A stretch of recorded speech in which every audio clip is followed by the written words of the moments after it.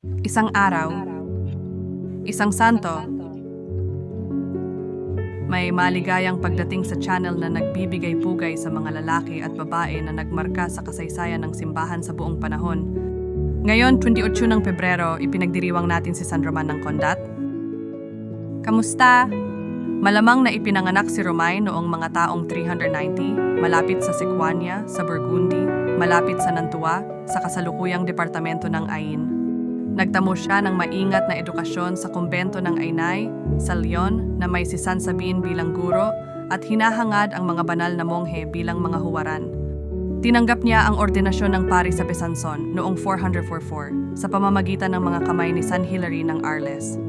Sa wakas, itinatag niya, kasama ang kanyang kapatid na mas bata na si Lupicin, na magiging santo rin, ang kumbento ng Condat sa Saint Claude, ang kumbento ng Locon sa Saint Lupicin, at marahil din ang ngayon ng Romain Motier sa kanton ng Vaud sa Switzerland.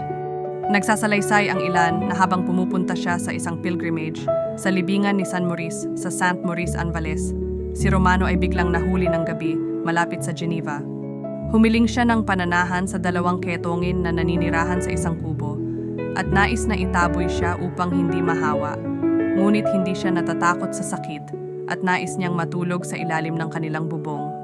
Sa umaga, napagtanto ng dalawang ketongin na sila ay lubusang gumaling at pumunta sa Geneva upang ipaalam ang kanilang paggaling.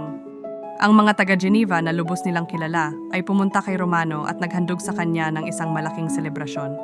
Si Roman, medyo naguguluhan sa kanilang atensyon, ay nagamit ito upang imbitahan sila na magbalik loob at magsisi. Konting oras pagkatapos ng kanyang pagbalik sa Condat, mga 465, si Romano ay namatay. Narito ang isang dasal para kay San Roman ng Condat. Panginoon naming Diyos, nagpapasalamat kami sa iyo para sa buhay at patotoo ni San Roman ng Condat na nainilaan ng kanyang buhay sa panalangin, pagmumuni-muni at monastikong buhay. Naway ang kanyang halimbawa ng kabanalan at debosyon ay mag-inspirasyon sa atin na laging hanapin ang iyong kalooban sa aming mga buhay at sundan ang landas ng pananampalataya at kabanalan. San Roman, ipanalangin mo kami sa Diyos upang matagpuan namin ang lakas upang mabuhay ayon sa Ebanghelyo at magpatotoo ng iyong walang hanggang pag-ibig. Bigyan mo kami, sa pamamagitan ng kanyang panalangin, ang mga biyaya na kailangan namin upang lumago sa pananampalataya at maglingkod sa aming mga kapatid at kapatid na may kababaang loob at pag-ibig. San Roman ng Condat, ipanalangin mo kami. Amen. May iba pang mga santo na ipinagdiriwang ngayong araw.